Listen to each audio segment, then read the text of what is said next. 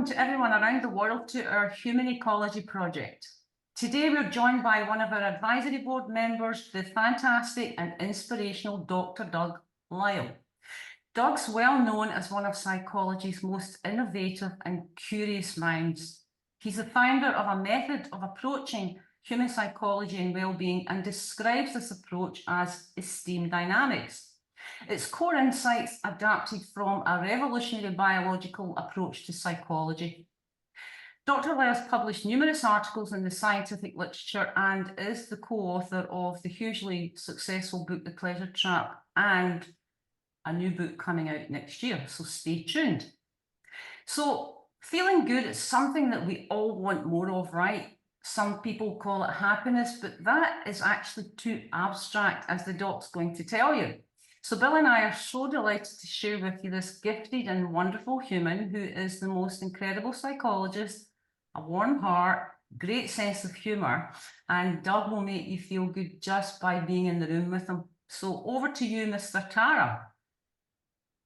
Thank you. Yes, and it's great to have you on here, Doug, particularly because, both of Marlene and I have been interested for a long time in the influence of the physical body on the mind. And in my thinking, it's one of the great disconnects of modern culture, is the difference between body and mind and treating them completely separate. So it's wonderful to have you on here, and it's so great the work that you do together with John McDougall. I wanted to start out by asking you a question that comes up all the time with us, and I think a lot of people who are practitioners, and that is, what's your insight into the dynamics that lead people to accept or reject changes in lifestyle? Yeah, well, there's a well-known thing among my friends, which is that, and also in lecturing at True North, that it's the first person that asks the first question. That's the only question that gets asked when you ask me a question. That's good. That's all right. And so to actually do this right, to actually answer your question, you have to understand quite a bit about the nature of how motivation works. So I will break this down, because there's not a simple pithy answer, or there could be. The simple pithy answer would be that the person's cost-benefit analytic machinery says it's not the right decision. That is the fundamental answer to the question. So in order to understand what on earth that cost-benefit analytic machinery is, so that it comes to that conclusion, we have to, first of all, we have to defend the notion that the cost-benefit analytic machinery is in fact making the decision, and that there isn't any other thing that's making the decision. So it's going to turn out that the way animal minds are constructed is they're constructed with the basic following structure. And that is that an animal is designed by nature to acquire and defend resources. That is the function of what the animal is. So its job is to essentially acquire resources and then turn those resources into DNA.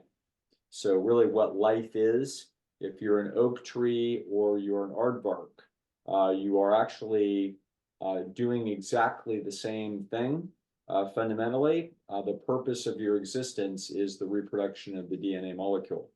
Now, right away, we can have people put their hands up, like, somebody like me who doesn't have any children, and say, well, wait a minute, does that mean my life doesn't have any purpose? And it's like, hold on, Chief, we're trying to explain the architecture of your mind and the nature of your motivation. So when a grandmother is cheering for her grandson on a soccer field and telling the other people, that's my grandson, i.e., look, he just, he's the one that just scored the goal. She is actually, that is a reproduction process. She is attempting, when she puts, $50 in his college account for 15 years later, that is actually reproductively motivated. That is her mind is running a cost benefit analysis on what she could otherwise do with that $50.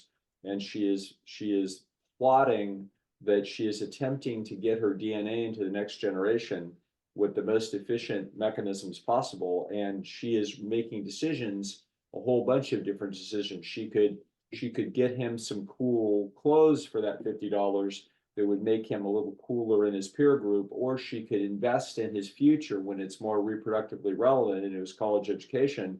In other words, that's why she's doing what she's doing. She's actually has a very, very deep strategy that she does not understand, that she is attempting to make it so that he can go to a fancier school, maybe pay for tutoring that he couldn't have otherwise paid for to get better grades, so that he can get a better job, so that he can acquire more resources, so that it would make him more attractive as a mate to a more attractive young lady, so that her great-grandchildren will be a little bit more sexually attractive. Like, that's actually why she's doing what she's doing, and she doesn't have any idea that that's why she's doing what she's doing. So animals are gifted with an extraordinary computer called their mind, and the task of that mind is to run cost-benefit analyses on the choices that are in front of them, and to choose. And the criterion upon which those choices are made is the optimization of that time and energy into statistical increased likelihood of the DNA molecule surviving. It's incredible, but this is actually, it seems impossible that such a thing could even be. However, it is. And it's that way because we started out with extremely simple computers inside of animal minds, far less complicated than the mind of a mosquito. And they were making little cost-benefit decisions on some sensory input, and whether or not they should go to the left or go to the right. So if they're a worm in the soil somewhere, do I wiggle to the left or wiggle to the right? And the answer is, well, depends upon, what we sense that's over on the left and what's over on the right. And if it's what's over on the left smells like food and what's over on the right smells like a predator, then wiggle to the left rather than wiggle to the right. And so on the basis of extremely simple decisions around very narrow sensory inputs that an animal would have built into their genetic machinery, animals make decisions. And so along the way, you can see that you're going to go from a single sensory organ to 2, and then to 3, and then to 4, and then to 5. Okay. So the eyes have evolved independently in different lineages in world history more than 40 times, because they are extremely useful machinery, and it's machinery that the genes, the combinations of genes can actually reasonably easily build, and therefore the eyes weren't invented once, they've been invented many times. I don't know the story about hearing, but it's probably similar. So the point of all this is that your brain sits on top of your body with 4 of the 5 senses unbelievably just sitting right on top of your brain. Okay, so your eyes are right on top of your brain, your ears are right on top of your brain, your nose is right on top of your brain. My nose is big enough, it's all over the brain, for goodness sakes. And your tongue is right there. And so then you've got felt sense all over the skin to orient your body to all kinds of things. And you've got sensors also inside your body to sense internal processes of the body itself. But notice where the sensory organs of animals are most acutely and likely to be located, literally right on top of the brain itself. So the transmission of information has extremely high fidelity. This is not a old style phone call that is getting the signal from 1,000 miles away and you can barely hear it. No, this thing is like right next door. And that means that the information is as good as it can get. And the purpose of the mind is to take that sensory information and to run a cost-benefit analysis on, should I wiggle to the left and wiggle to the right? Okay. And so that tells you that inside of the animal brains, they must have pre-coded knowledge or preferences. So that worm, when it wiggles to the left because it smells food, it didn't have a mother that taught it what food was. It already knew. Okay. If you're a rabbit and you see a fox, you don't have your mother teach you that that's a fox and that's dangerous. You already knew that it was. That information is embedded into the genetic code and builds the neural structures, which is in fact the mind of that animal. And so human beings, similarly, 20th century psychology and before believed that we learned to become humans. A famous book in psychology was actually called People Making. And it was this notion that your social development, your mother and your father and your early experiences build who you are. And the answer is no, that's absolutely untrue. It's a complete mistake. So it turns out that the genetic code builds you. The genetic code builds your preferences. It not only builds your preferences that make you a human, so you prefer to eat potatoes rather than manure. That's because you're not a dung fly. If you were a dung fly, you would prefer to eat manure over the potatoes, okay? So the preferences could be anything depending upon what resources are necessary for that organism to survive and reproduce. So what you are is you're a living library of preferences for different temperatures, different smells, different locations. If you were looking at a pool of water in a bay off the coast of Florida somewhere, and you could see 1,000 sharks in there, you wouldn't want to swim in there. You'd be appropriately terrified. However, but if you were a shark, that's exactly where you'd want to be. Okay? You'd want to be with your buddies and potential mates. So it would tell you, oh, this is a safe place, or we all wouldn't be here. So the story of psychology is the story of embedded preferences. And preferences are actually going to get very, very sophisticated as they try to guide the animal to making decisions that actually help it acquire the resources that are necessary for survival and reproduction. So therefore, a human being, for example, is going to like the taste of an apple. It may not know, it's not born knowing that an apple is tasty. It doesn't know what it tastes like. Because there could have been many fruits and many different evolutions of fruits over the course of human natural history. But it can know a smell. A smell is a tiny little bit of the molecules of a food that goes up into the nose and dissolves in the mucosa of the nose and then is identifiable by the brain. So the human brain can identify about 8,000 chemicals. There's about 13 million chemicals on the planet. So you can only smell about 1 in 2,000 things. So if you go around smelling everything in your house, you can't smell anything. I've got metal filing cabinets right here. I can't smell anything on those filing cabinets. So for the vast majority of things, they don't have any use for you as food, nor are they dangerous for you in terms of bacterial contamination. So when you smell them, you can't smell anything. But once in a while, you can smell something. And when you smell something, the feeling that you have about the smell is either going to be very good, kind of neutral, or very bad. And if it's very bad, you find yourself disgusted and you'll pull your nose away. And the sign of disgust in a human, facial expression that they make, is simply a derivative of you closing your nostrils so that you don't get any more of that poison. Okay, that's an instinct to do that. Whereas you'll open your nose and you'll see animals. I watch my cat. When the food opens, they move their nose back and forth. They're actually moving it in a way to try to identify where on earth the food is. Okay, and people will do that too. Where's that pizza? Okay, so this is a way that you don't need that knowledge of what an apple is. You could smell it, and it would smell potentially benign. If you opened it up, you could smell it. It would probably smell good. Okay. Then if you tasted it a little bit, it turns out that on the tip of your tongue, there's a fructose receptor. And so that fructose receptor is designed to cause a dopamine to be released in your brain that tells you, oh, that's a good thing. Okay, that's a pleasurable response. So now we start to see that this thing not only has preferences, good or bad, but it's going to be on a continuum. So you are not as unhappy about the stimulus of stepping in manure as you are about stepping on a snake that bites you. Okay, so there's a continuum of how good or how bad a given stimuli is.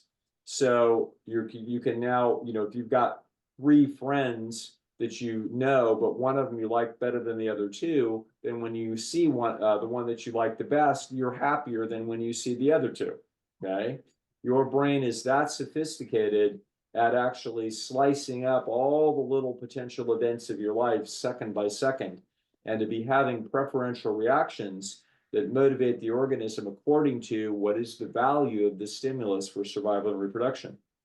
Okay, now it has to be this way, because an animal that doesn't run that cost-benefit analysis in that way, that does it sloppily or makes capricious choices among, for example, two stimuli, a female rabbit that doesn't have a choice about which of the 2 males it mates with. It's like, well, what do I really care? Male's male. That rabbit doesn't have any genes on this planet today. That is a poor choice. You choose the sexiest male if you're a female rabbit.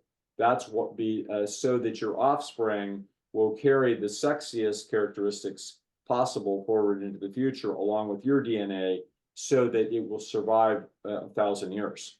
That is the design of organisms. That makes the preferences not very broad and sloppy. It makes them precise and incredibly informative.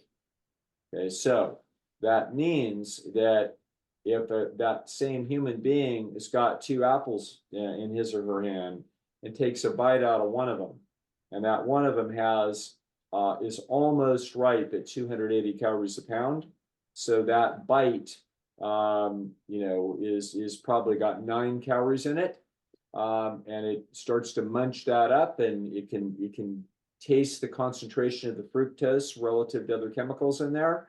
It's not bad, but then it takes a bite of the other one that's 300 calories a pound, and that bite is a little bit more, so it's more like 10 calories. The difference of 1 calorie in there is the difference between liking that apple and not liking that apple. Unbelievable. That's how sophisticated the system is. You can imagine then what happens that if you bite into a chocolate apple that somebody makes for Christmas time and puts it in your stocking, that is 3,000 calories a pound. And so what's in your mouth is 100 calories, not 9 and not 10. So we can expect what it is that's going to happen. That the innate preference signaling system will say, well, that's way better than any natural food. It's not even close. Okay. So when we try to understand why it is that people won't make diet and lifestyle changes, what we need to understand is the nature of motivation. And the nature of motivation is that animals are designed by nature to run cost-benefit analyses unconsciously. Okay. And what they do is they simply do the behavior that is associated apparently with the greatest statistical likelihood of survival and reproductive success. Okay, so that is why it is that they're doing what they're doing. So then what's puzzling is why, if they learn that eating food X is going to reduce their likelihood of survival, clog up their arteries and make them impotent so that they can't reproduce. In other words, why would they do that after they have been educated? And the answer is human folklore is not as trustworthy as your own senses. Right. Okay, so the innate mechanisms of the mind say, you know what, you're selling me a bill of goods, just like they've done for the last million years. When somebody wants something from me, they lie to me and tell me that my own senses are not telling me the truth. Okay, because my own senses always tell me the truth. So now let's look at the notion of why it is that people are making the mistaken choices and why they are resistant to change. And the answer is going to be echoing addiction. So what in fact is addiction? Addiction is a concept that we have that somebody's doing something repetitively that is self-destructive. Okay, so that is the definition of addiction, is that it's self-destructive. That's why we have that word. So we don't really say, well, gee, I'm addicted to my healthy salad. It's like, well, that's a cute little thing to say, but nobody's worried about it and there's no diagnosis for it. So the question is, what on earth is addiction and why would such a process exist? And the answer is addiction does not exist in the animal kingdom. Zero, dot, end of subject. That's it. Why? Because over all of the eons of life, for 2.5 billion or more years, and all of the species that ever lived, there has never been a species that made a characteristic error about a stimulus, ever. Okay? Never happened. There's never some group of rabbits that just has to rub on a birch tree in a way that they're so sort of sexually or physically excited that they miss where that the fox is stalking them. Never. Why? Because if they ever had such a characteristic, that characteristic would be selected out by evolution. So addiction does not exist in nature. It is a non-possibility. All that's in nature is exquisite decision-making in animals, making as best a decision they can under the sensory evidence that they've got. Okay? They make mistakes. So a rabbit doesn't see the fox coming from behind a bush. It didn't think it was there. It couldn't smell it, and it didn't hear it, and it was hidden from normal view, and it makes a fatal error. Okay, animals make mistakes all the time because they've got limits to what their sensory data can inform them of, but they don't make mistakes repetitively in the same way about some natural stimuli. So neither do humans. So addiction would be impossible for humans in a natural setting, and you would never see it. So the only thing that you can see that is addiction is what we're gonna have a stimuli that has been artificially altered. It's been intensified. Okay. So if you intensify a stimulus, now what happens is that the brain, you can imagine, as we got the stimulus of effectively the fructose or the sugar response, we intensified it with making a chocolate apple. How did we do that? Well, we took sugar cane or something similar, and that has naturally occurring sugar in it, and we processed it with machinery, and we went through several procedures to concentrate the single chemical that's in there that actually activates the dopamine receptor. So we got rid of all the fiber, all the water, every single vitamin, every single mineral, every other piece of, fat or protein that's in that thing. And we synthesized it down to the very specific molecule that is in fact what this nervous system is designed by nature to key on. Okay? If your nervous system was designed to key on iron and fiber and all these kinds of things, if it was complex enough that there was no possible way to fool it about the value of a stimulus, then you would never have an addiction. The only way you can have an addiction is if the nervous system is constructed in the most possible efficient way in evolution in order to key on a very specific chemical, which is precisely how it's designed. So the nervous system is designed to key on specific chemicals. Then what we can do is we can look at a food and alter it artificially and concentrate that specific chemical. If we do that, then we turn it into a drug-like effect. That's called supernormal stimuli. Okay, and so men and women have been chewing coca leaves in South America for 10,000 years. Okay, but cocaine didn't exist until 1855.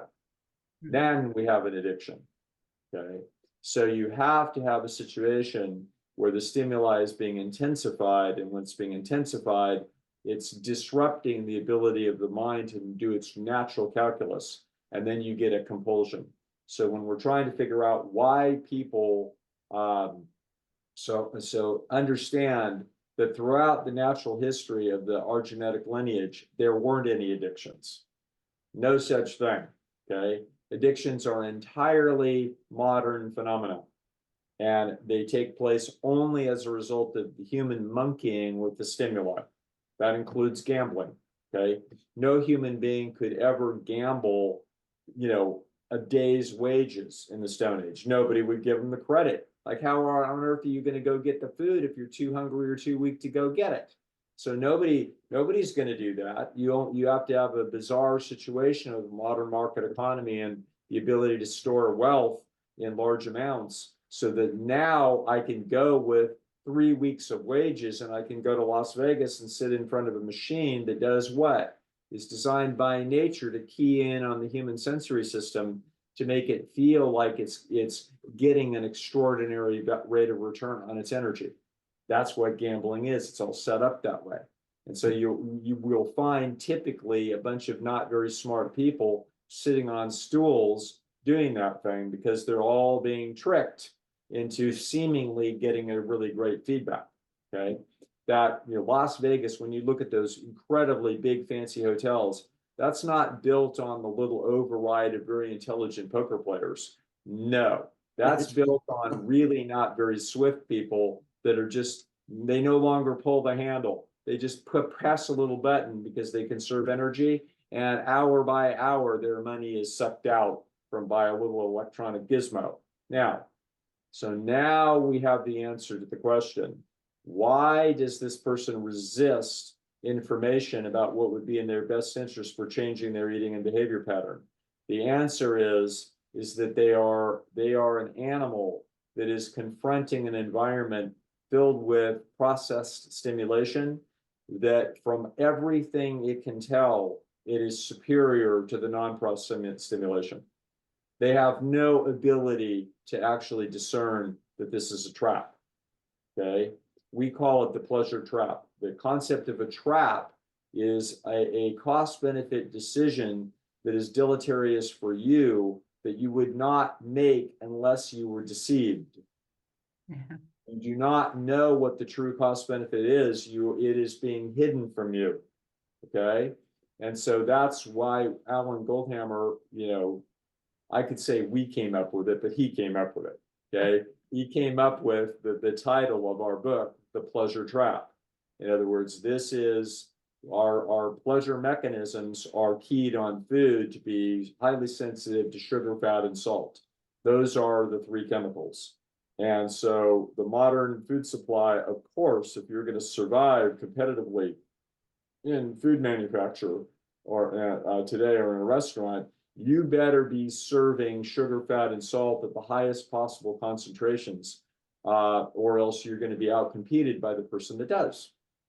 And so we have basically the devil himself couldn't have come up with a better, set of capabilities in order to trap an entire populace into self-destruction, which is exactly what you're observing. And that is the reason why it is extraordinarily difficult for people to go against it. It takes an openness to alternative views, and it takes an intelligence it takes a potentially even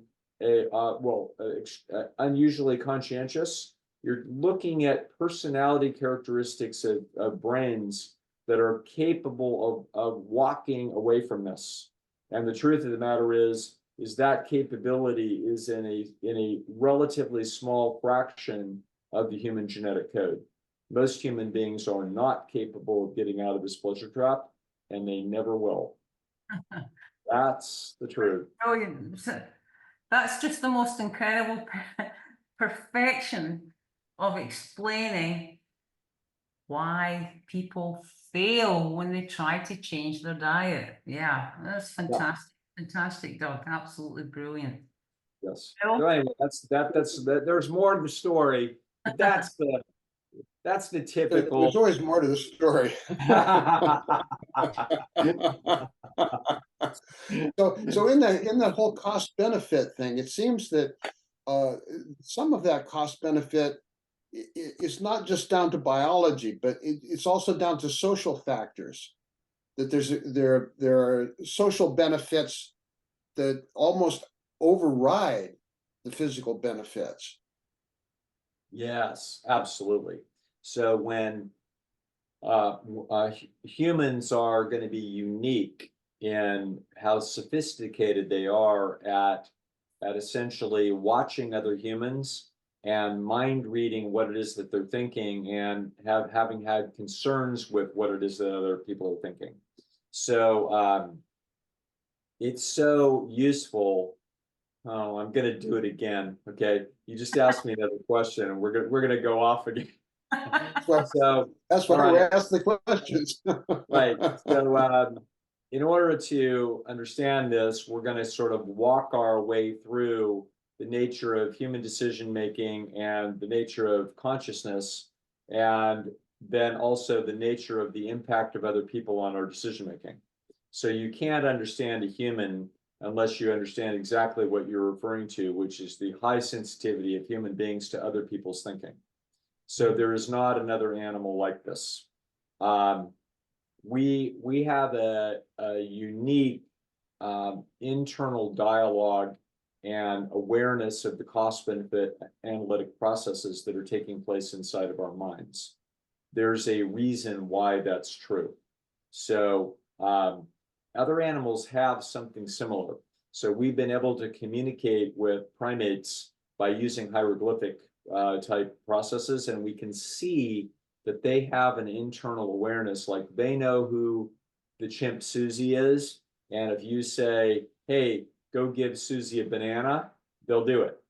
Okay, so they will do it. But if you say give Susie a banana and then go and get that thing out of the box, they won't get the thing out of the box. They have an extremely short attention span on their scheme about how it is, what they're up to.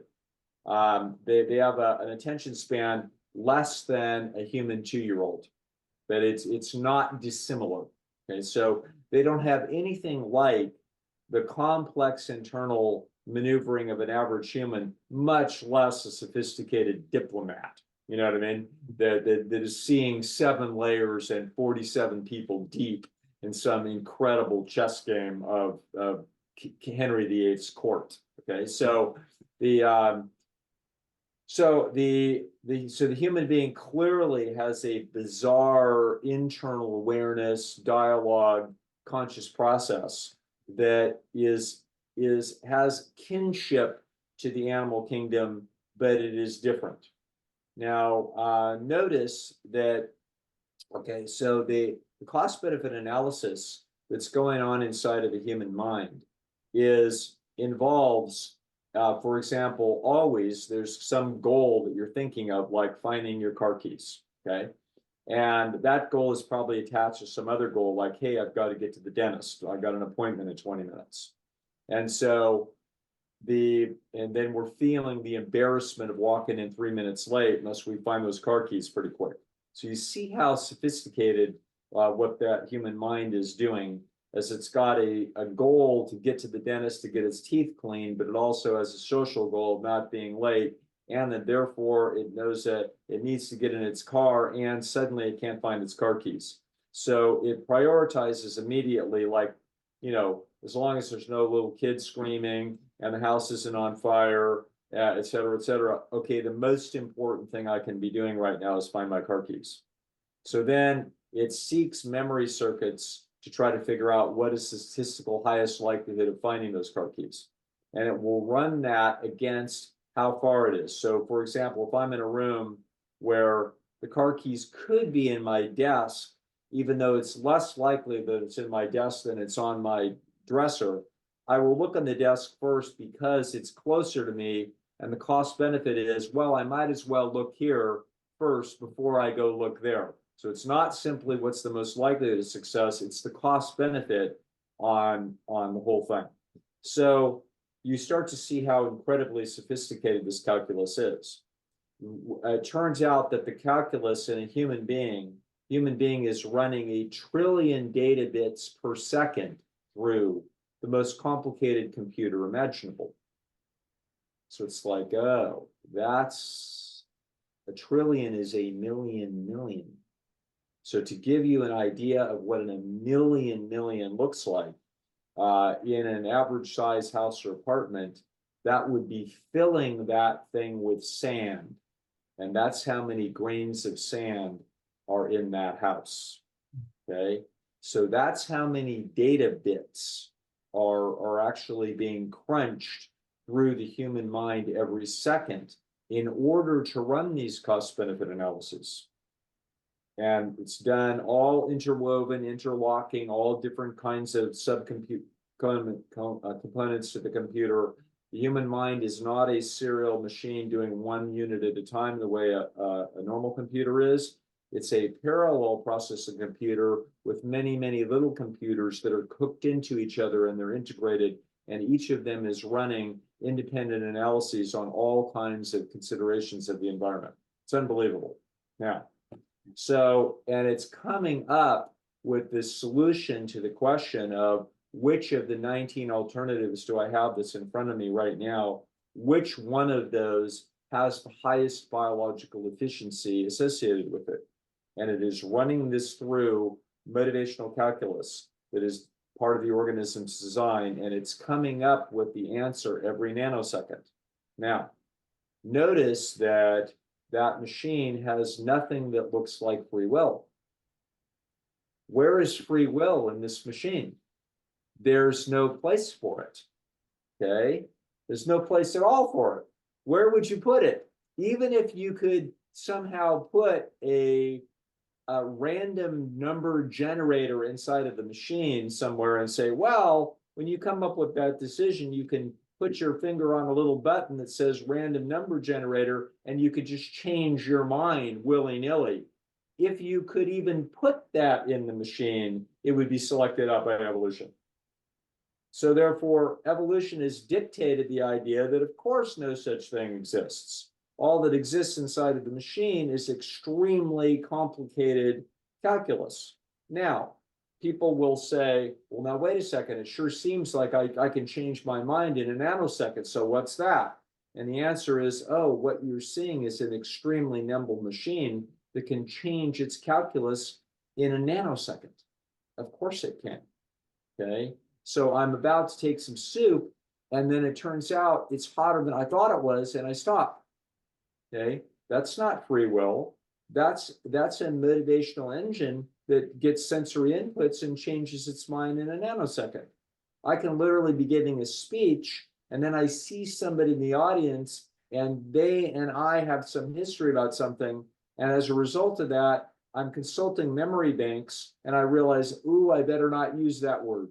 And literally in the middle of a sentence, the machine changes barely in time as I change one word to another word that sounds like it and somehow miraculously fits, and therefore reduces the upsetness or the social cost of having used that word. That's incredible. Okay. So sometime in the next 3 or 4 sentences, I'm going to say something, and that something is going to be completely germane to what it is that we're talking about now. And yet I have absolutely no idea what that sentence is going to be. And I will find out when you find out. Okay? So in other words, so that tells you, oh my goodness, the decision making is so nimble, it's unbelievable. Okay? And so what is our consciousness then if clearly I'm not consciously deciding what on earth I'm going to say? It's being decided by an extraordinarily complex trillion data bit per second engine. That's how it's working. Okay. And so now it's like, okay, so there's no conscious override at all. So everybody that thinks the consciousness programs the unconscious, no, it turns out that nothing of the kind takes place. So why would you have consciousness in the way that you have it? What good would it be? And the answer would be, well, mostly your consciousness, if you're driving along and looking at the countryside, notice that you don't have words floating through your head describing it. Or if you're out staring at a meadow and there's a deer over there, you barely say the word deer in your head, you probably don't. okay? You just look at the babbling brook and the flowering apple trees, and you're taking in a scene. And only if you have to put up your cell phone and talk to your husband and say, oh, let me tell you about this scene. There's a babbling brook, and now you start to identify components of it that you can articulate in language. And then you just might say, you know what, it's just beautiful. And what you're giving him is a summary. And what you're giving him is a summary of the elements that are in your consciousness. You are translating those elements. You already calculated those elements and had an affective or response, a feeling response to those elements. You didn't need language to do that. People that think that language causes you to think or feel differently, no, that's not true. Only that the words actually have an evaluation component in them that tells you about what's the cost benefit analytic process inside the other person's head. What your mind does is, as a human being, you translate the high points or major components of your cost benefit analytic process into English. You translate it into a local language. This is essential for human beings to do something that no other animal does. And what they do is they inform each other of the information that's in the other person's nervous system. This turns out to be incredibly important. In the animal kingdom, they'll use alarm calls and whimpering and, crying for their mother, but they do not actually inform each other of long-term action plans. But if I'm at a campfire 50,000 years ago and, somewhere in England, and I say, tomorrow I'm going to go cross the river to check on my little sister in the other tribe. It's a long hike. Everybody knows what that means. And somebody in the group says, hey, you know what? There's the big guy Fang over there. He's a nice guy, but he owes me, a sack of apples from some deal that we had. So if you'll pick up that sack of apples, I'll give you 5 of those apples. And I'm like, great. So we just found a way to profit from the fact that you know something about what my nervous system is up to, and I know something about what your nervous system would have been up to. We make a transaction. Both of us are better off. So therefore, time and energy have been saved. So human beings, bit by bit, evolved the ability to actually report on the cost-benefit processes that are taking place in their brains, and actually report on future possibilities and conditional possibilities. If you'll do this, I'll do that.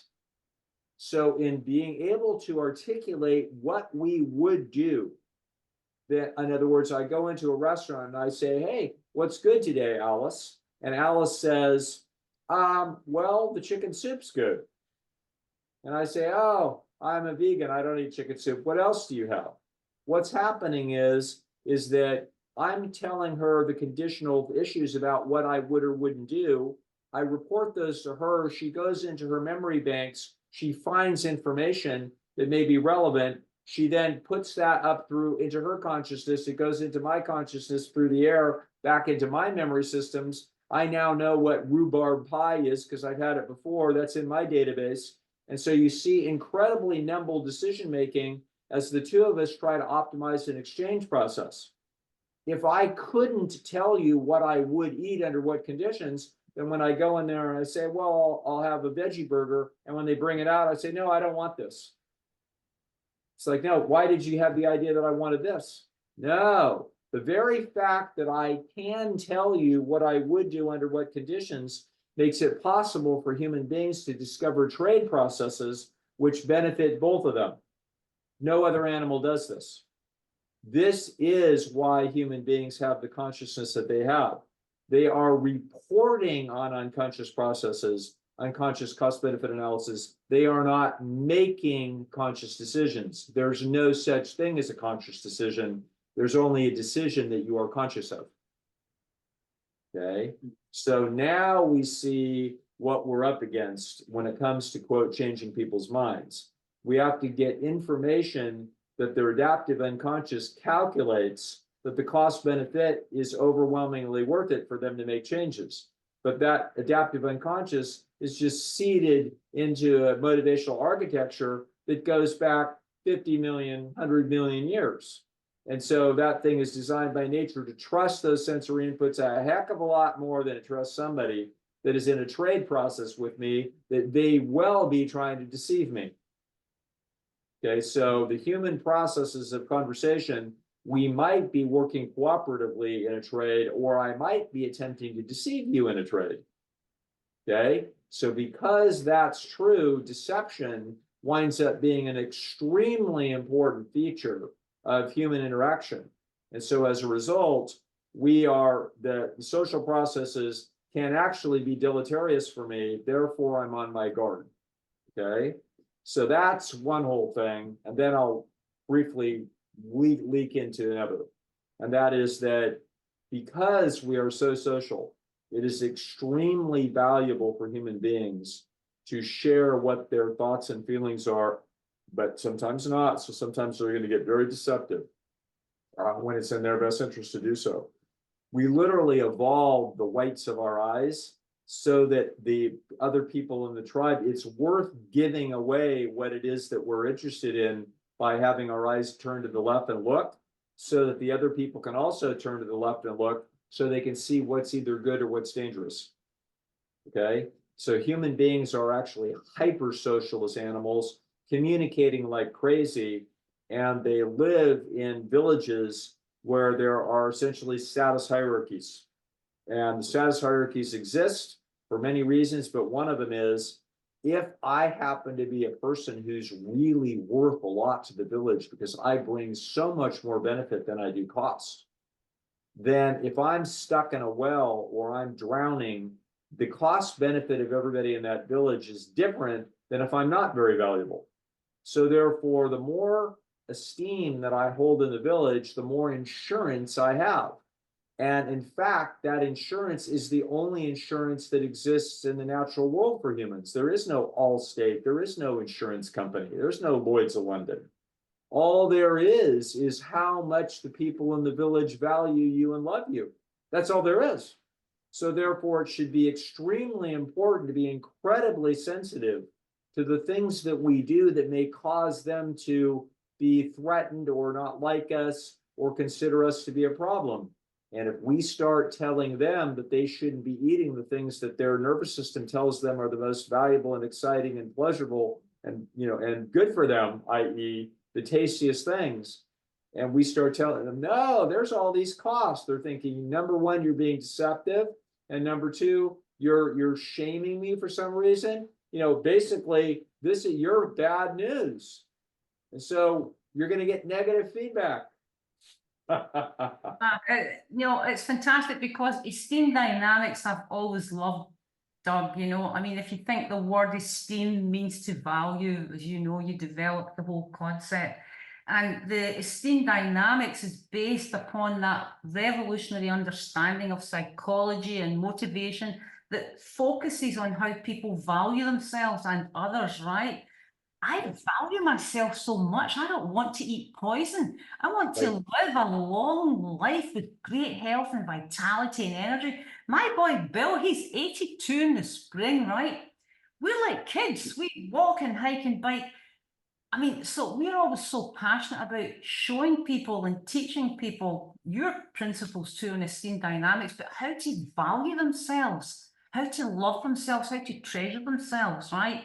And you know, you were reminding us we have a little area out here, it's country, and we feed the badgers and the deer and the foxes. But it's so funny. We put out apples every night, and just I'm thinking about what you're saying there about their perception. If the apples are a tad green, they don't touch them. They won't eat them. They leave them. And I think, fussy little bandits have bought all these apples. So there's something in the smell that's maybe too sour. And, you know, and I put out rosy red ones the next night. There's not a scrap left, right? It's so incredible. So they Yes. value, even the animals value themselves more than humans. They think, well, I'm not eating these green apples. Yeah. So these are all these little pieces to this puzzle. And it's actually, if you're a Martian biologist, you would say, huh, now that they've figured out how to do supernormal stimuli, they're all going to get trapped. Okay. And that's exactly what a guy like Mark Zuckerberg is intending to do. Like he's intending to have you put little machinery on you and hook it to your brain and then have you just completely trapped by supernormal stimuli for your whole damn life. I mean, it's creepy as hell. But but you can see why he knows and his stockholders know that that's very, very likely to succeed. Right. So this is so yeah, we live in a bizarre time when the understanding of human psychology is actually it didn't really advance through academia. It did. The major breakthroughs did take place by people like John Tooby and Lita Cosmides and in evolutionary psychology. But most of psychology did not pay very close attention because it was too revolutionary and too distasteful. Okay. But guess who is going to take hold of it? Industry. Industry will take hold of it, and they are taking hold of it.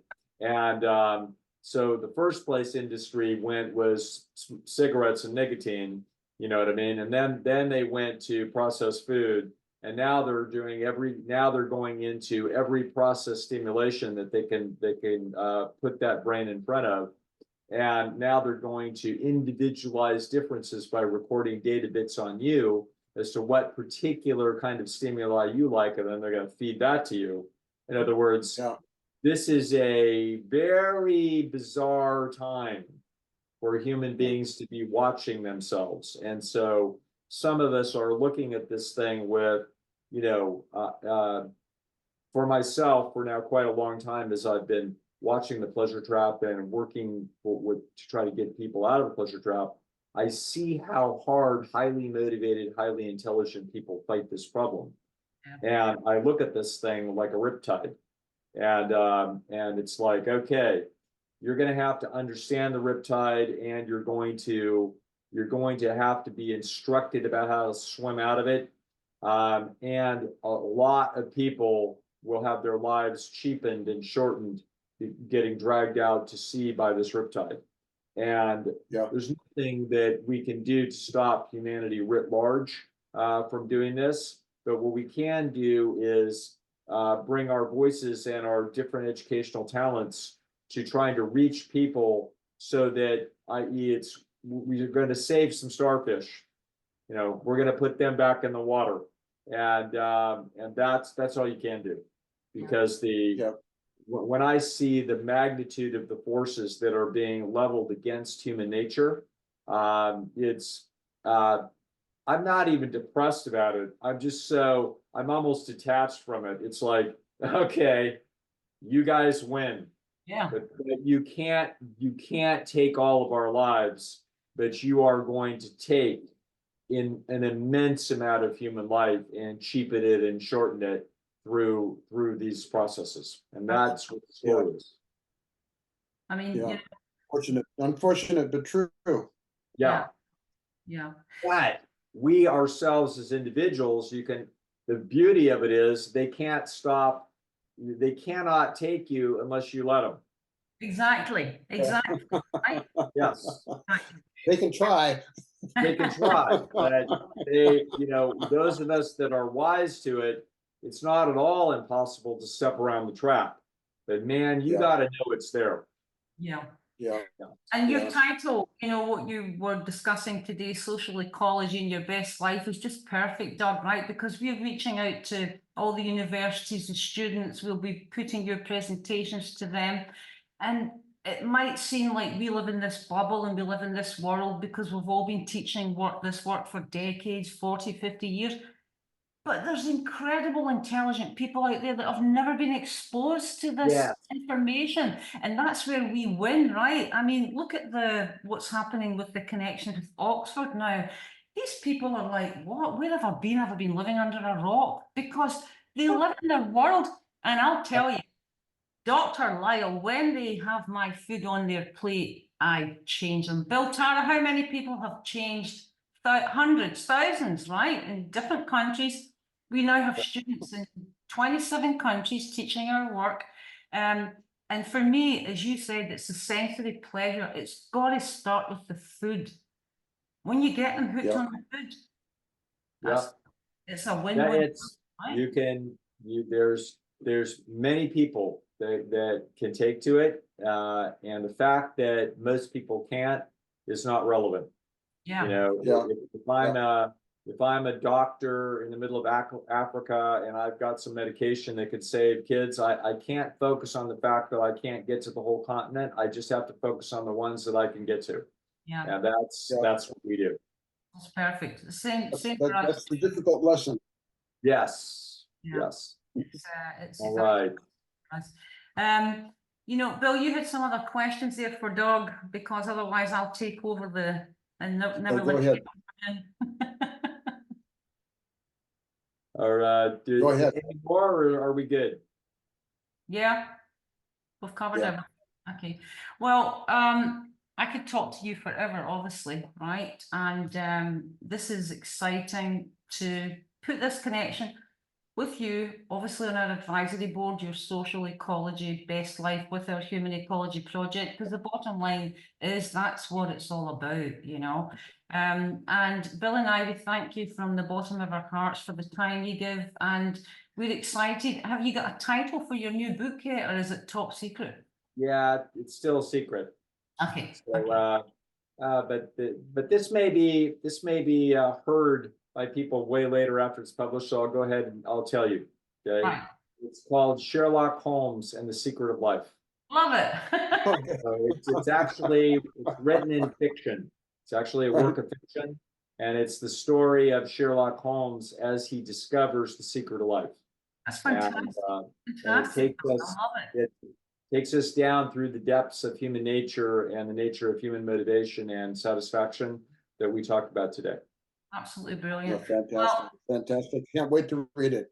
Can't wait to read it, and thanks a million, and we will be in touch very soon, because we will be bringing you next year to the UK, and watch this space for Dr. Lisle being in person and details following. So thanks a million for your time. And thanks so much, Marlene, Bill. That's a pleasure. Thanks for having me. Thank you. Lovely to be with you. Take Bye, care. folks.